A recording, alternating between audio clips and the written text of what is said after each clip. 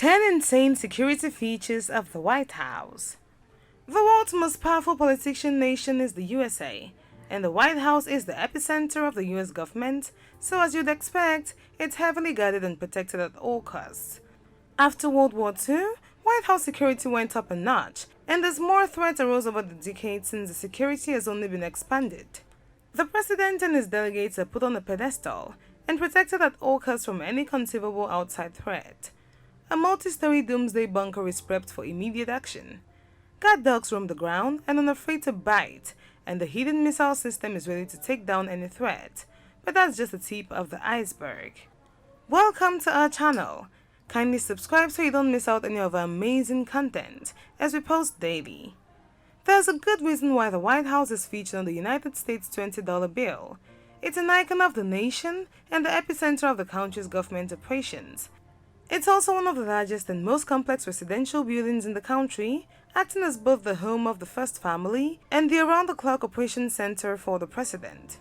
With that in mind, it boasts more security features than you'd ever imagine. If your house was valued just under $400 million, you'd protect it too. Built in 1792 under the supervision of George Washington, the 55,000 square foot White House spans over 19 acres of land and comes jam-packed with 132 multi-purpose rooms and 35 bathrooms spread across 6 levels. Scattered throughout the building are 412 doors, 147 windows, 28 fireplaces, and 8 staircases and 3 elevators. Each in the eyes of the presidential security a location for a potential threat. The need for security speaks for itself. The White House is home to the nation's leader, the president, who needs to be able to make critical decisions in a safe environment, no matter what other war, destruction, or pandemic is happening throughout the country. Put yourself in the shoes of an imaginary attacker. If you're looking in from the outside, which White House feature would give you visual access to plan your next move? That's right, the windows. Remember, the building has 147 of them. The president's personal office, as you've probably undoubtedly seen in countless photos, has a mostly window-lined back wall allowing for plenty of natural light. But of course, it also allows for others to peer in. That's why the White House windows are backed up with a second layer of ballistic glass behind the traditional windows. Jim Richards, Vice President of Total Security Solutions, has guessed that the ballistic glass is probably level 8 glass-clad polycarbonate. But although since none of us have access to the presidential security files, we'll never know for sure. What we do know, however, is that ballistic glass doesn't come cheap. Just 1 square foot of the protective layer goes up for $100. The windows were actually put to the test on the evening of Friday, November 11, 2011. A man from Idaho, Oscar Ortega Hernandez, allegedly fired 2 shots from a high-powered rifle toward the south face of the White House from a car more than 21 feet away. While one shot went rogue and landed on the grass, the other struck a historic window. The layer of ballistic glass stopped the bullet as per its job. Another incident occurred a few years later in January of 2015, although this time no damage was done, and it was purely accidental. After finishing off a shift, one government employee was experimenting with his drone on the expansive White House lawn. The drone managed to fly through the airspace undetected by the many security systems. However, when he landed the drone on the grass, countless alarms were triggered. The White House security went into a frenzy, but of course it was all a false alarm. This experience showcased an alarming gap in the White House security protocol.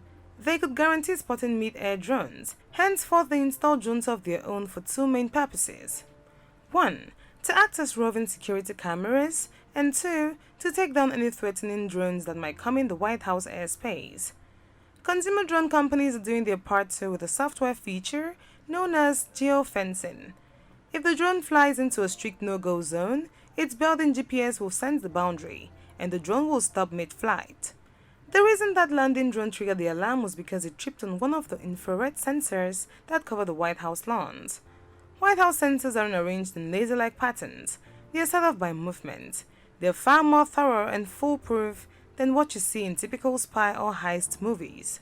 What happens if those alarms are triggered? Be it the SWAT teams on the roof or the guard dogs on the ground, or the Secret Service on the entrance, before you know it, someone would have taken down the intruder or neutralized the threat in no time. It doesn't take long for a sensor to be tripped. The moment someone decides to jump the fence, the so-called perimeter of protection, jumps into action, alerting the White House Security Office of a potential danger. Although jumping the fence would be mighty difficult these days without a pogo stick, but we'll get to that a little later.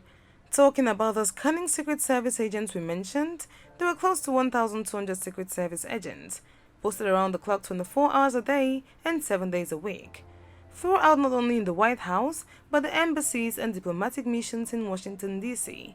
However, those are the only uniformed officers. The Secret Service has over 2,800 more agents, which operate in plain clothes throughout the area.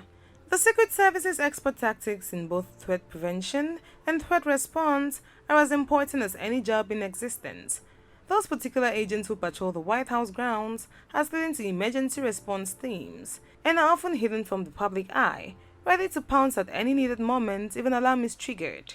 Rather than wait for intruders to reach their zone, they spring to action and rush to the designated area that has been breached. Armed with semi-automatic weapons, they can take down a violent intruder almost immediately. We've actually got an entire video dedicated to the Secret Service and their insane tactics.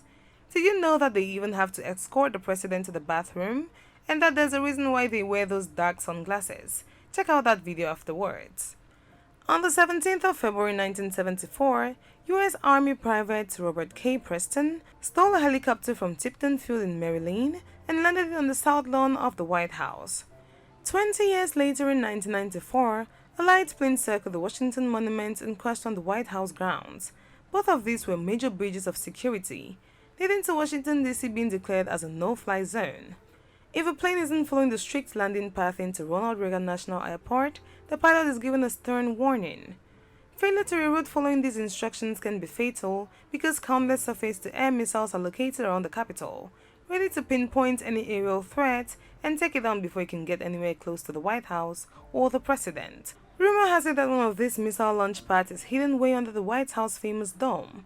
However, it's unproven and hopefully we'll never need to know for sure. While the missile launcher's hidden Secret Service teams and infrared sensors might not be visible to the naked eye, one security feature is about to be as obvious as it gets. That's right, the fence.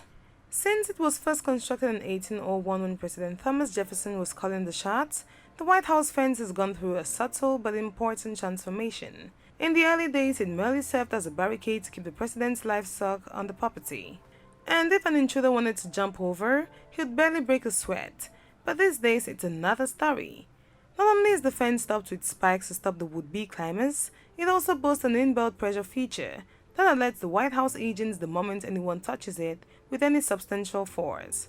Far stronger than it looks, the 11-foot mesh of steel and rebar is solid enough to bring charging cars to a halt.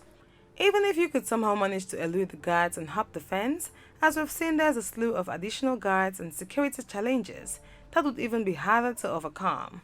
One of those security challenges are the Belgian Malinois dogs, which patrol the grounds. Canines have been employed since 1975 to protect the Oval Office. As cute as they appear, make no mistake, they can be vicious. The Belgian Malinois is the perfect mix of gentle and brutal. They're great with kids, but take no prisoners when going after intruders. They take off like speeding bullets to subdue suspects, reaching speeds of 30 miles per hour, and have a wide 270-degree field of vision. That's why many of these dogs are used in the military. Believe it or not, one of them was amongst the team that took down Osama bin Laden. In 2014, the dog's training was put to the test. Two loyal canines, Hurricane and Jordan, responded to an intruder and took down a fence jumper. What does it take to become a Secret Service dog? On average, Secret Service dogs cost $6,500 to $8,500, and they must complete 20 weeks of training with handlers before they can report for duty. And they usually work in the field until about age of 10 before settling down for a well-earned retirement. It might come as a surprise to learn that despite all these wild security measures, general public is still welcome to tour the White House. Tours are offered in 11 different languages. However, not just anybody can walk through the front doors. For anyone wanting to explore the grounds, an application must be submitted at least 21 days before the scheduled visit. This allows the security teams to perform background checks on all visitors, as well as collect accurate head counts. Of course, the tours don't explore the entire property, and they stay very far away from the VIPs. Historic kings and queens employ dedicated food tasters to make sure that their meals were free from poison. And it's nothing different in the White House, with presidential food tasters going as far back as Ronald Reagan. The Secret Service takes the necessary precautions that every meal that they haven't seen prepared in front of their very own eyes could be a potential threat. It only takes one arsenic-doused sandwich to send the government into a tailspin. As strict as food supervisions are, the president can still go ahead and order whichever late-night craving he wants. If catastrophe is imminent, then the White House is prepared. Beneath the North Lawn, an alleged doomsday bunker lies there waiting, ready for use at any time. According to the Washington Post reporter and Secret Service officer Ronald Kessler, the facility is large enough to feed the White House workforce indefinitely, spanning at least 5 underground stories.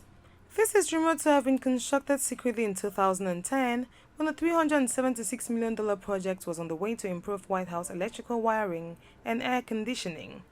Keep in mind that the White House already has a Presidential Emergency Operations Center bunker found under the East Wing. This is where former Vice President and other senior officials took refuge during 9/11. The recently constructed North Lawn facility is said to be much larger. Do you see any gaps in the White House security protocol? Do not forget to share your thoughts. Like this video and subscribe to our YouTube channel. See you next time and have a great day.